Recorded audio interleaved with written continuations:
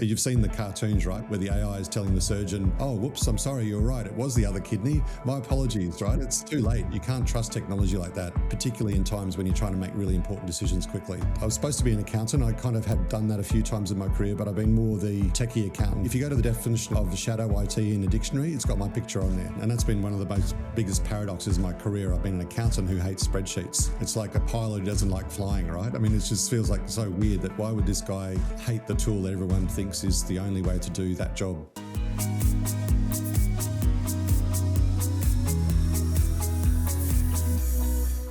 Welcome to the DevReady podcast. Joining me on the DevReady podcast today, I have Errol Brandt from Kiraa AI. Errol, thanks for taking the time to join me this morning. Thank you. Welcome. Do you know, give us a little bit about your perspective of how you started Kiraa and how you got to where you are now? Yeah, sure. I'll go right back to the really start, if you like, really quickly. So I started working for Nestlé. I was a graduate with Nestlé down in Pakenham in Victoria, so 30 years ago or more. And back in those days, we didn't have computers. They weren't mainstream. So I was actually learning on mainframes. So my first couple of years, I only knew about mainframes. And being a bit of a nerd, I was coding since I was coding on computers that like Amstrads and those sorts of things back in the day, pre-Windows, even learned on PC-DOS for that old. And I don't think I've ever heard of that computer before, an Amstrad. Yeah. Amstrad CPC 464. I remember it very well. So when I joined the workforce, I started to get access to really cool technology, and I started to get really annoyed with how hard it was to pull stuff out. So I taught myself, or I hacked into the Nestlé mainframe and learned how to use query. And I could write these queries and extract data, and I was really useful inside the factory because I could pull out all sorts of reports. But I kind of got a bit bolshy one day, and I overwrote one of the master files, which ended up crashing the whole mainframe. So that was in the days where we had to fly tapes down from Sydney to recover. So the factory was out for a day, and I was in a world of pain. I thought my career is over. It just turned out that Nestlé thought that was pretty cool that a guy had managed to do that. And they put me on an international project for the next 10 years. I travelled around Asia and the Middle East and Africa, developing and implementing a manufacturing system for Nestlé. And that's kind of how I had a very unusual career as an accountant who spent a lot of time in tech. Yeah. So instead of reprimanding you, probably got a little bit, but they saw you trying to push the boundaries and do things to try and improve things, but things are going to break along the way accidentally, of course. Yeah, that's correct. So I was supposed to be an accountant. I kind of had done that a few times in my career, but I've been more the techie accountant who's, if you go to the definition of the shadow IT in a dictionary, it's got my picture on there. So I've been the guy that has always been the IT people hated, because I was always trying to find ways to solve problems that weren't the traditional ERP solution. So how I came up with the idea of Kiraa, since 30 years, I've been thinking about how would I have a conversational agent that I could ask questions to and provide me answers quickly. And that was really the idea that I've had right since the very start. About 15 years ago, when I met Dina, we were involved in a manufacturing turnaround. So the company that we were in was losing $1 million. We were burning $1 million of cash a week. And, and that was back when the high Australian dollar was just killing our margins, right? So we had to do stuff really quickly. And I realised that the main bottleneck in businesses wasn't having a great ERP or a dashboarding tool. It came down to a human with a spreadsheet. And so the speed at which we could make decisions depending on how someone could pull data together, pull up numbers in a spreadsheet and analyse and make decisions. And I realised that was a really terrible way to deal with a crisis. So I got involved with technology called IBM Plain Analytics, or TM1, which is an in-memory multi-dimensional analytical tool. So what that means is it was a multi-dimensional spreadsheet that I could manipulate in memory. And I built a really cool model. Almost. Yeah, it's a read-write database. So it's like an OLAP cube that you can write to. And then it does all of the calculations. So I used to be able to recalculate 30,000 SKUs in a few seconds and recalculate customer margins. So having that analytical capability is exactly what you need when you're trying to get out of a crisis and stop the company from bleeding cash. So that was kind of how I got into this whole field of multidimensional in-memory analytics, which sounds really boring, but it's actually really cool because it's from a business point of view, it's just a superpower. Yeah, the outcomes are the important thing. How it's implemented is probably the boring part for most people because Yeah, great. Yeah, yes. they just see it as, they'll think of it as an advanced spreadsheet and it's not going to mean much to them. No, correct. No, I mean, But there's a lot of power in understanding how to use that tool or things like that. yeah, absolutely. And I think the problem that people don't realize a lot of the time with spreadsheets is you've got this great laptop with 8 cores or whatever, but generally you only ever use one of them. And so when you've got a multi-dimensional in-memory analytics tool, you can play with your hardware and run things on multiple threads. You can do things, you can optimize the crap out of stuff when you've got an enormous amount of data in memory. Okay. So you started as a, from what I remember with Dina, you're before the ChatGPT rise of AI. Yeah. So you're a legitimate AI company, for lack of a better phrasing. I'll word it that way. Yeah. I'm guessing there was going to be a lot of machine learning and neural networks is what you were focusing on. Correct. Yeah, absolutely. Yeah, I Over was the past 15 years. long time. So this technology that I got involved with, the in-memory analytical stuff, it lends itself very well then to using into traditional machine learning and those sorts of things. So I started playing with Watson back in 2016, IBM Watson, and back then the LLMs were pretty similar to what they are today, just much worse. But even then, I realised that they were just basically just token prediction machines. They were typewriters, and so I could not find a way to get it to do what I wanted it to do, even back then. And it's the same problem that people are dealing with now. And so when I was thinking about that problem, I realised I had to prime the model in a different way, and that's what made me come up with the idea of an analytical data frame. So this is the technology that I've developed, and it's got a patent where we lodged the patent application last year. But basically, it's a very different way to deal with an LLM to what everyone else is doing today. And it's really because I've been playing with it for an awfully long time. Yeah, you understand the ins and outs and the limitations. Because a lot of the limitations that people find with the LLMs are, you still get people there saying it still can't do everything I wanted to do, where they just try something at a simple level. Then you get, all last year was how many R's are in a strawberry, and it was failing like such a simple test. But that's because I don't think people realize that it's not, unless it goes sort of through the thought process, like that chain of thought model that it has, it's just predicting words. It's the same as what your phone does when it's trying to fill out an email or an SMS. Just an autocomplete, right? It's advanced autocomplete. But it's amazing what you can do with advanced autocomplete. That's right. Except that large language models are inherently probabilistic. Yeah, they're inherently probabilistic, and the problem is in business, you don't trust an employee who gets things wrong 10% of the time. So you can't have a probabilistic decision-making engine in business. You need it to be deterministic. But the actual architecture of LLM is inherently probabilistic. So the approach that I've come up with is what I call statistically deterministic. It's still using probabilistic in one sense, but it's at a much higher level of determinism than you could possibly get through a traditional large language model that is just predicting the next token. Yeah. So for those of you that are listening that aren't technical, what the probabilistic means, in most LLMs, when you go through the API, there's a field called temperature, and then you can adjust how random or it's more how creative the output is how they phrase it in all the API documentation. But all that means is, do we go with the most likeliest answer? So what's your favorite food? Pizza is the most common answer in its data set, so it'll throw out pizza if you've got a temperature of 0. If you have a temperature of 10, then it'll go through to more answers and pick one of those. So that's where it's slightly probabilistic, but not completely. Yeah, correct. I mean, the problem was, and that was a really interesting idea that people thought, it can predict the next word in a song or in a prediction that predicts the next word. Surely we'll be able to use it for business decision making. But you've seen the cartoons, right, where the AI is telling the surgeon, "Oh, whoops, I'm sorry, you're right. It was the other kidney. My apologies." Right? It's too late. You can't trust technology like that, particularly in times when you're trying to make really important decisions quickly. Especially when they need to be factual. Yeah. So we've built a platform called DevReady AI, which helps you scope and plan and build software. In that product, we need it to be creative. We need it to be able to come up with answers 100%. Because it's a planning tool. It's not a tool that's meant to present you with data that you're making decisions on.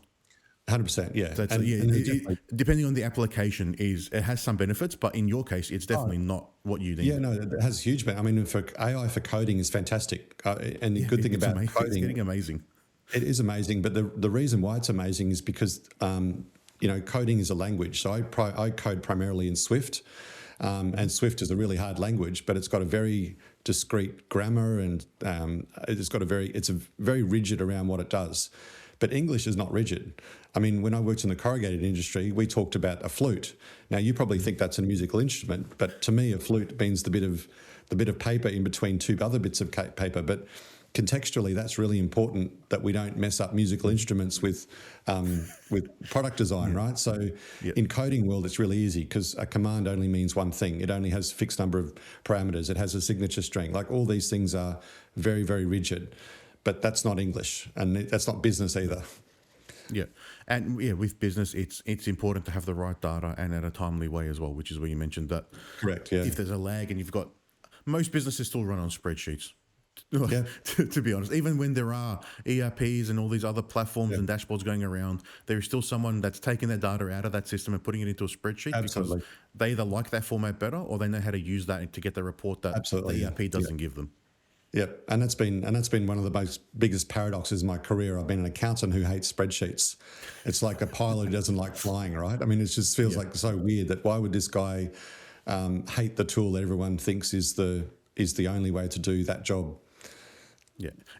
Like Excel is very powerful. People probably only use 1% of what it actually does. Yeah, Like the amount of formulas and programming and things you can do in there. Even me as a developer, I use Excel very lightly, but I can do yeah, a sum formula and a sum if. Like you start yeah, going into V lookups and anything else, and I start getting lost. And I'm a developer, so yeah. That's right. I can understand why people feel like that. Yeah, So what sort of pushed you into that multi-dimensional array, like multi-dimensional analytics? multi-dimensional in-memory analytics. In Yeah, memory analytics, almost got it. yeah, yeah. So was it just discovering the tool and then being fed up with like what tools were No, available to you? no, it was a lot more. It was a lot more personal than that. So, I've worked in big companies for a long time. I've led analytics teams. My last job with Nestlé was in the Middle East. I looked after 13 countries in the region there. When I decided to come back to Australia, I worked for that company Amcor, which was in a real crisis, and I love a turnaround. I love working for businesses losing money because it always feels better than a business that's making money and you just have to stop things from breaking, right? So I love the challenge of going up the curve. And I looked after the commercial side of the business, and then a person left and they said, would you like to look after the manufacturing operations side? And so I said, yeah, that'd be great. And inside that team, there was a guy there named Fred, and Fred had been around for forever. He knew that business inside out. So everything that anyone ever wanted to know about a machine or a product, Fred was the guy. And I really liked Fred. Fred and I got on extremely well. But Fred had a hernia. So he had a medical issue that he had been putting off because, it was going to be a pretty traumatic experience to get this fixed.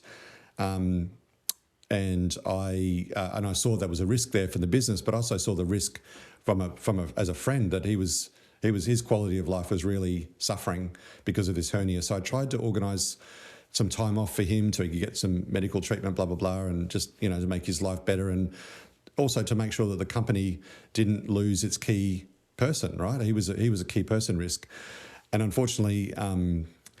I may get emotional here. I often tell this story and I get emotional. But so I woke up one morning to a phone call to say that he'd died suddenly. So he unfortunately had an accident and the hernia, I think, broke, and it was a terrible death, I can imagine. And so our key person was dead, and. Well, I'd just taken over the role, and I realised that our business was run on 37 linked spreadsheets, and nobody knew how they worked. So I was running $1 billion budgeting operation. I had to, we were a big company. We had lots of SKUs, lots of customers, and our entire budget process was run on 37 linked spreadsheets. So I realised that we can't be doing that anymore. So that's when I started looking for a product, and that's where I fell into the in-memory multi-dimensional analytics space with IBM. Because I could actually rebuild all that logic in a system that was going to be robust enough so that if any one person was no longer around, the whole business wouldn't fall apart. So that's when I really, and that was really tough.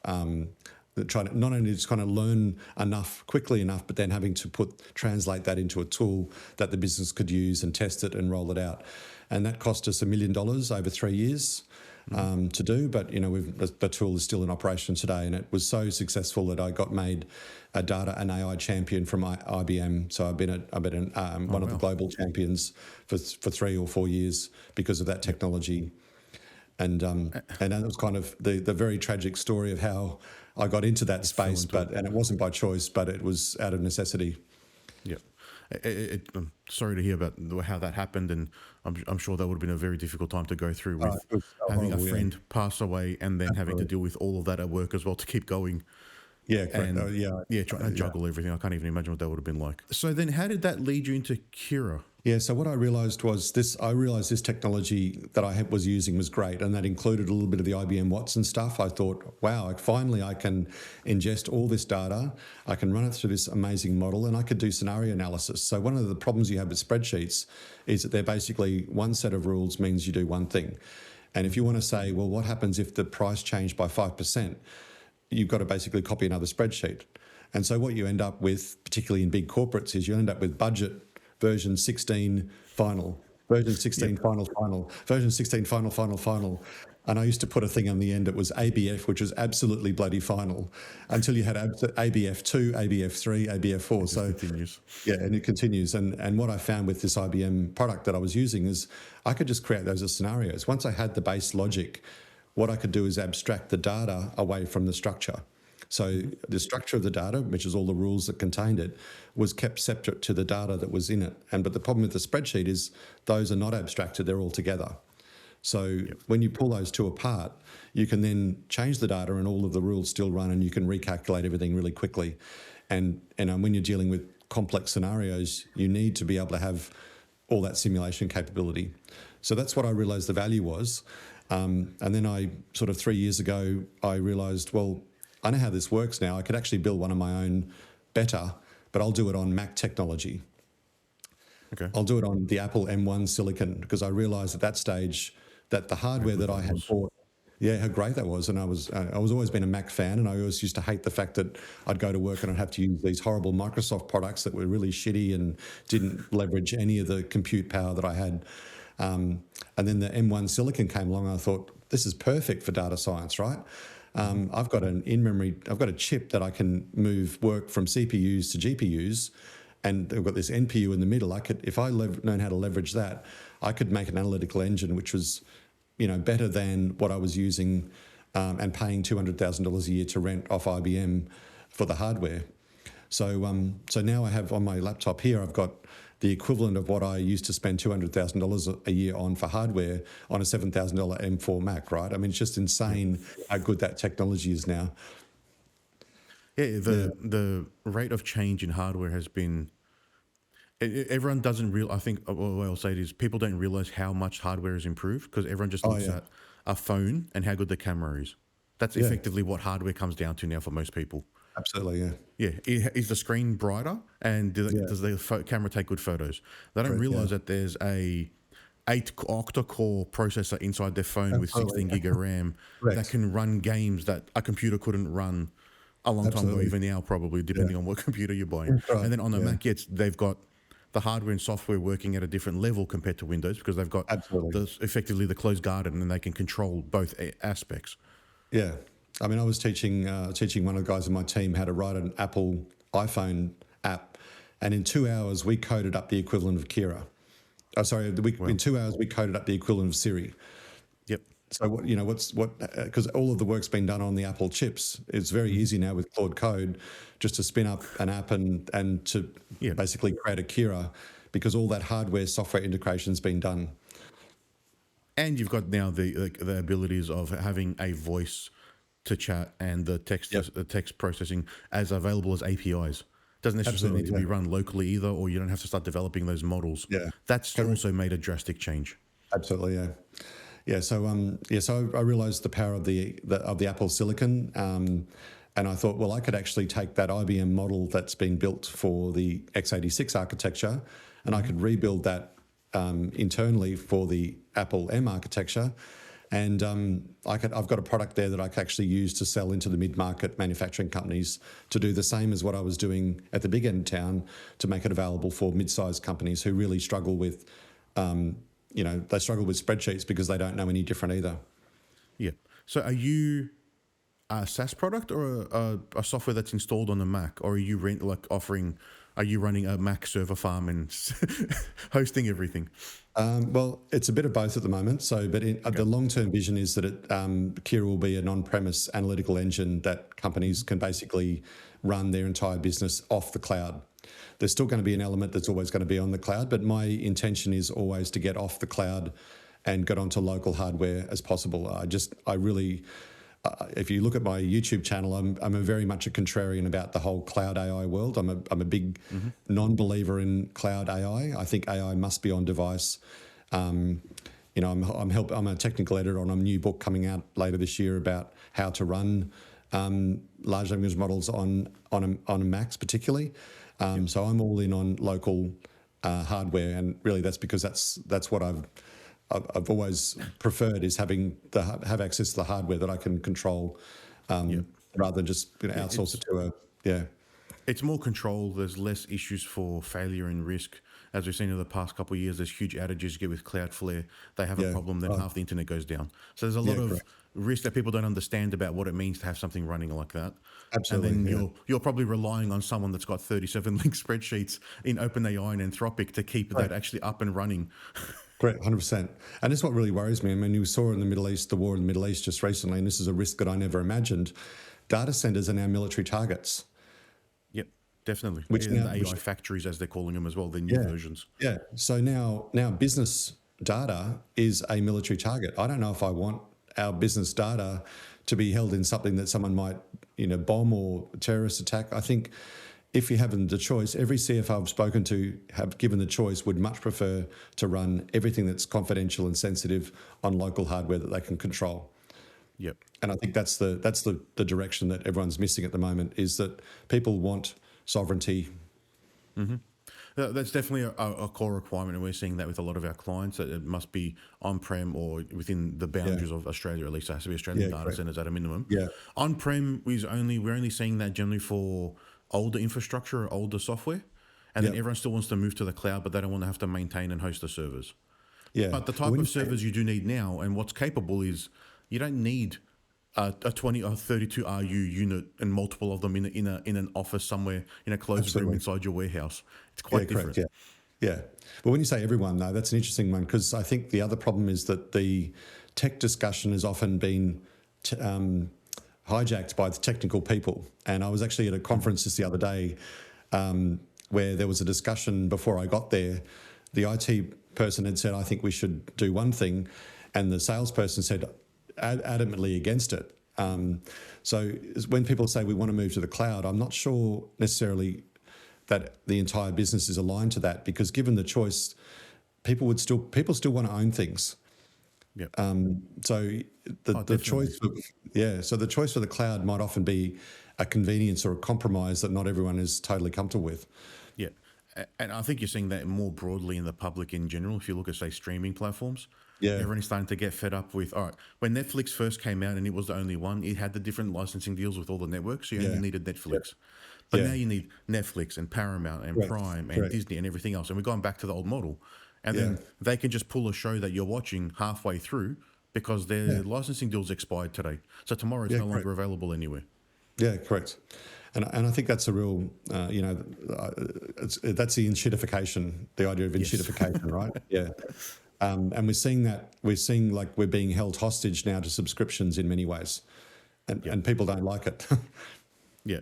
And that's the trade-off you mentioned, where it's convenience versus what you actually need to do. Where I think the concept of sort of like a sysadmin that you used to have probably in the warehouse that's maintaining the infrastructure is quite different to what that is now.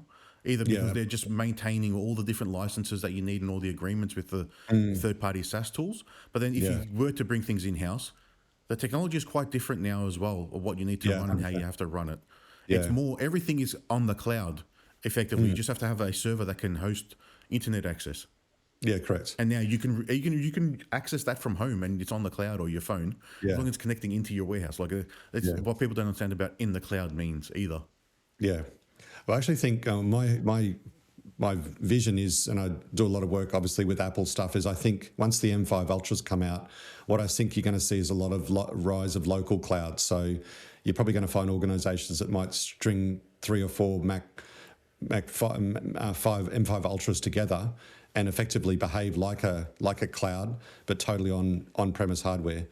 I really see there's going to be a big shift away from data centers back to local, let's call it local clouds rather than big data center clouds. Yeah, that it probably will play out like that, I think, especially with the big organizations.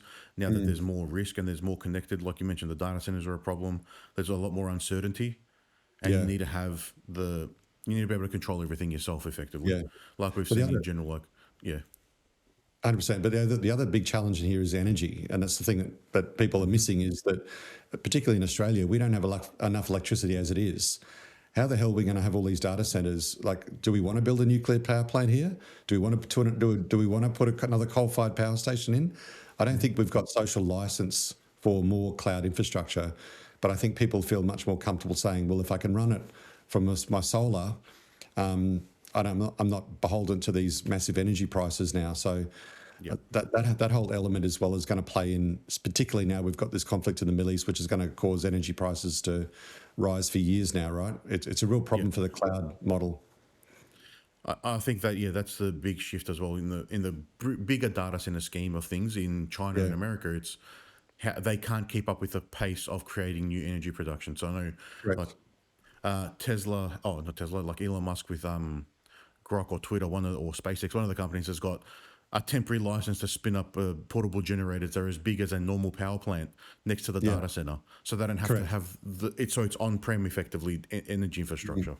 Yeah, but it's not only the energy, is the water is a big problem as well, right? So you know the average ChatGPT query consumed a 500 ml bottle of water. And a lot of that water is lost to evaporation, which means it's out of the cycle as well. And Australia is not exactly flush with water, particularly in the areas where people are.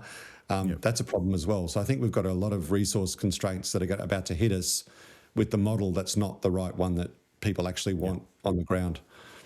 I think I heard it was a podcast last year, or towards the end of last year, Google had sort of made a bit of a breakthrough on that as well. So they had like a closed loop water system in their data, in their version of the was it the TPUs? I think they're called the tensor processing unit ones. TPUs, so then the infrastructure had a bit of a breakthrough there, which would reduce the heat and the water consumption. Yeah, but I think it's all moving at a fast pace. Yeah, but I think that the key challenge for me is I don't think having centralized NVIDIA GPUs is the best model. I'm very much a fan of the system on chip model. So for local Apple, you've got the CPU, GPU, and NPU all together, which means that it's moving nanometers across the chip using a shared memory, as opposed to picking up all this memory and busting it across into a GPU and then busting it all back again. That's where the energy is consumed, by moving data around. Whereas when you do it on chip, it's moving literally nanometers.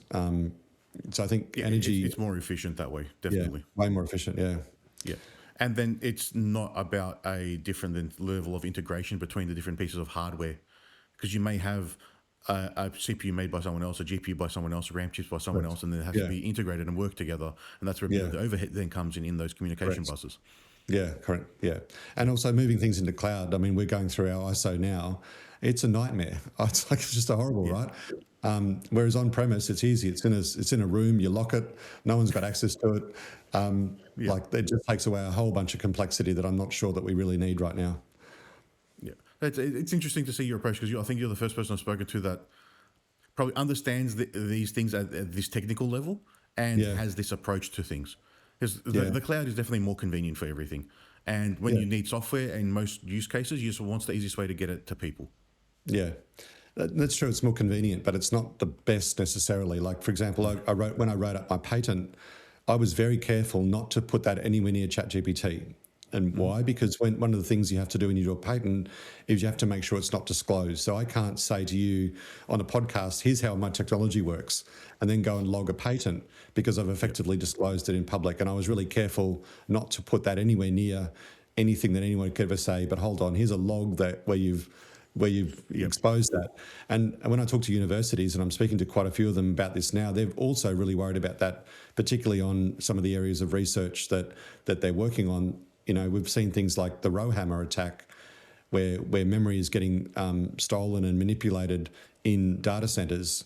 We don't know how secure this GPU, NVIDIA cloud AI model really is. And I don't want to be the first one to find out either.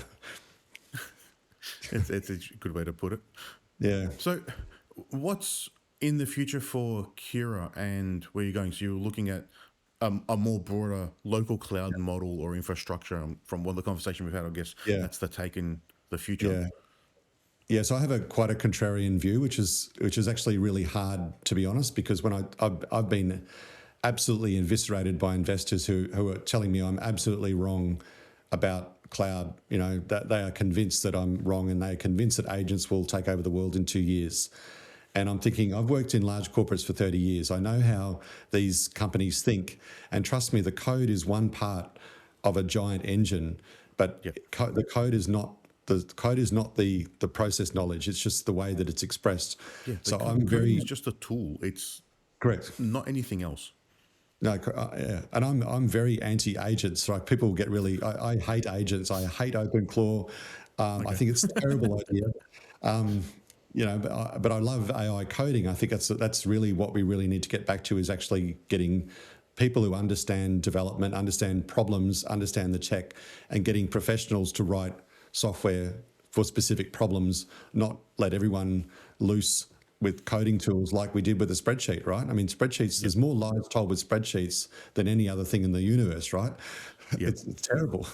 Just a miscalculation, and you go forward with it. You're doing the same thing that ChatGPT will do because you're not verifying. Absolutely right. We're doing that. We're empowering the wrong people to do really high value problems because they don't understand any different.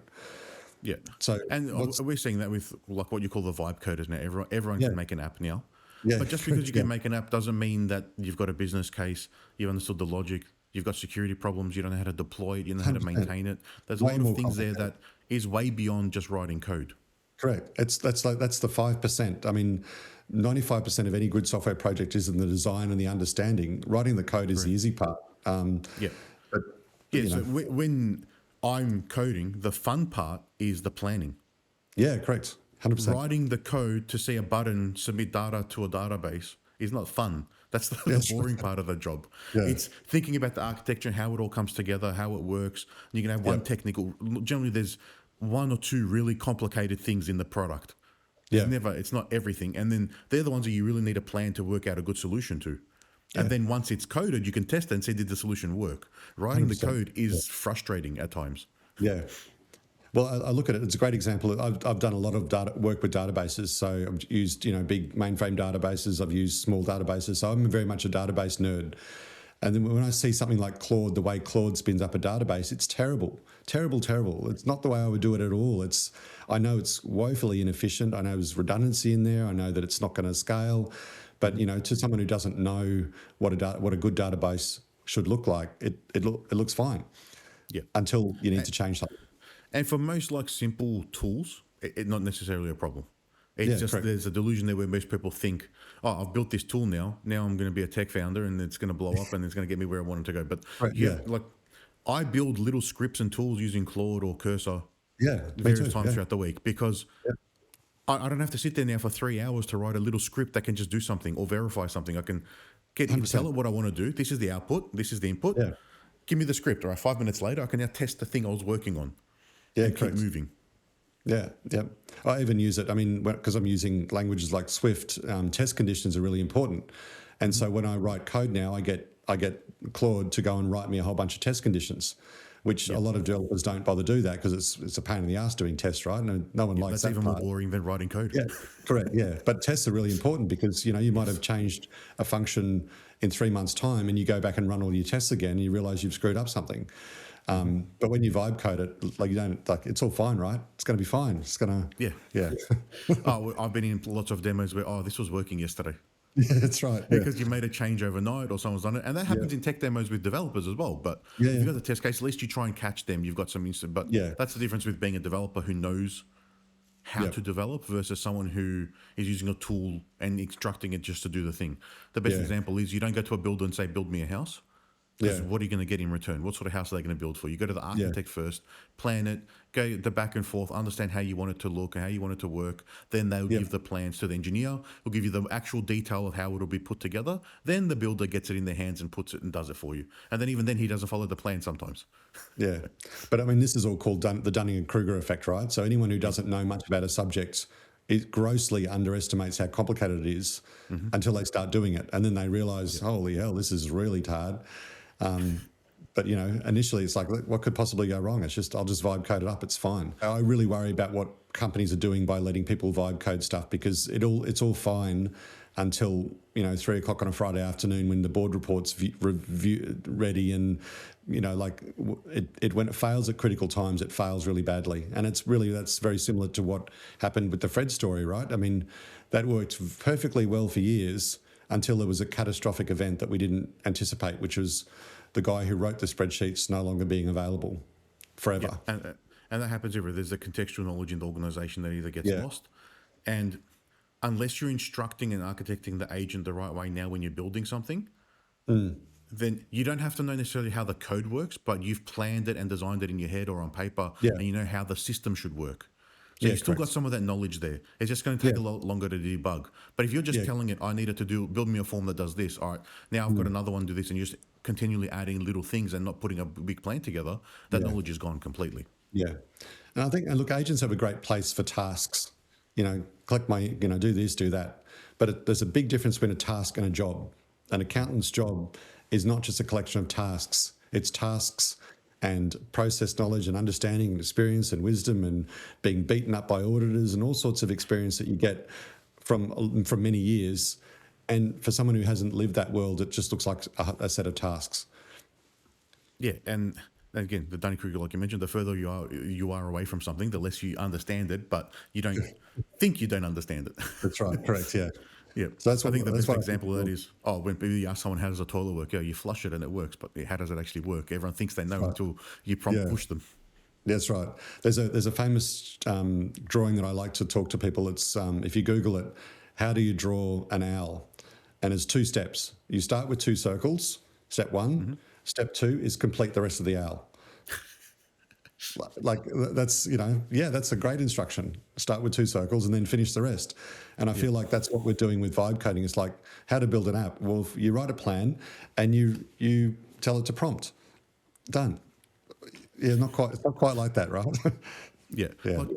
Just this week, we were working on a data syncing algorithm, and we needed a verification tool to check what went up matches what came up. All right, Yeah. Lord, give me the script. This is what I need to do.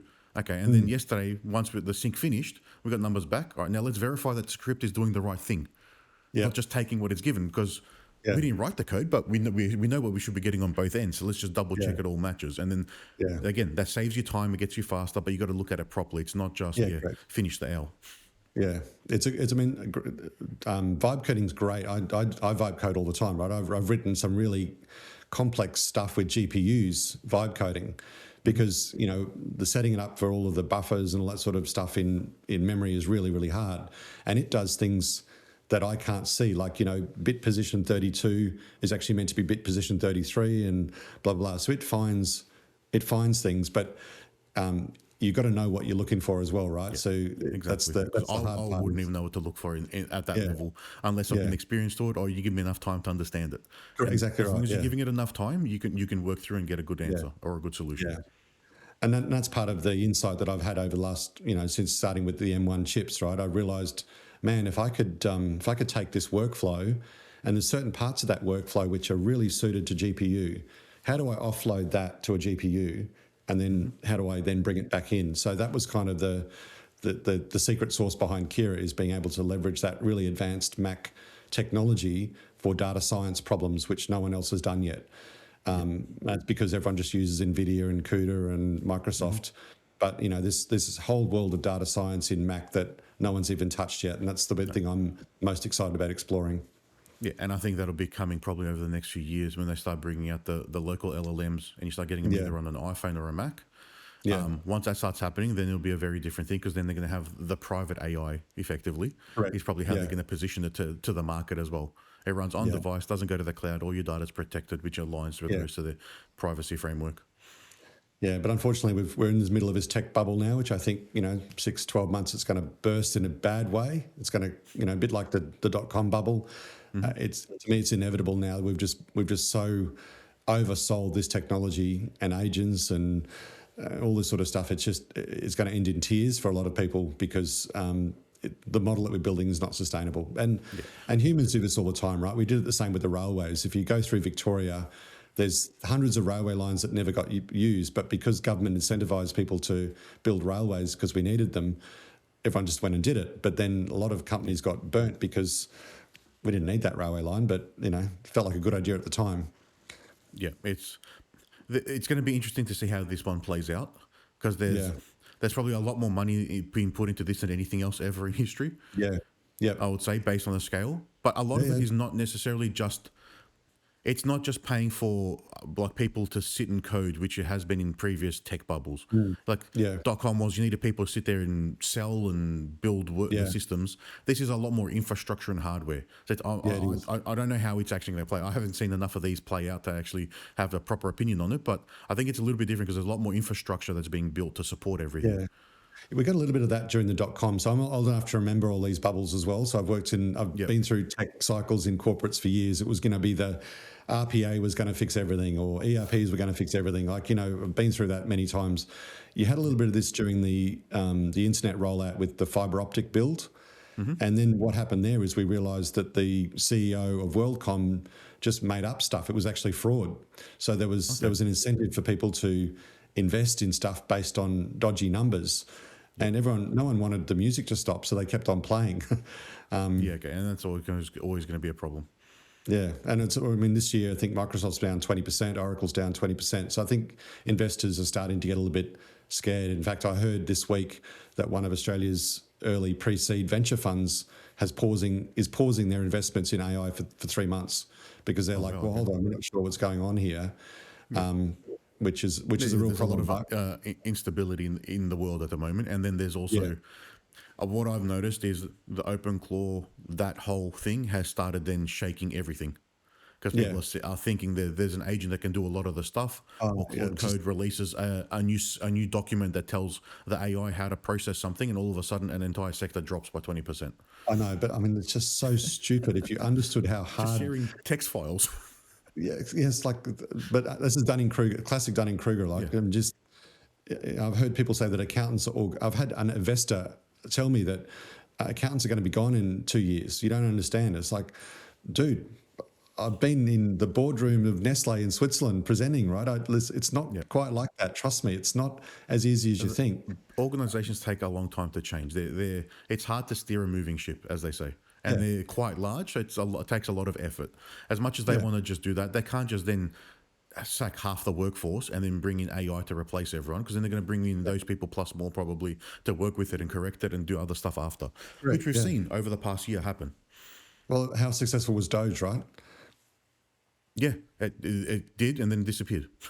Big uproar, big noise. He made cuts, and then what happened? Yeah, and you see this with COBOL, right? So when I was at uni, I learned on COBOL. Now everyone said COBOL's dead. COBOL's a terrible language from a program point of view. It doesn't have any of the advanced abstractions that we need these days, right? But you know what? It's bulletproof. It works. It is, and you can read it like English. I think there's mainframes that are still running on that now. It's been 50 years. Most big governments, most big companies are still running COBOL, because it's not just that the tech is really solid, it's that it hasn't been documented well, and there's all these edge cases that have been coded in there, and like no one wants to touch it, right? Because it's like a Jenga puzzle.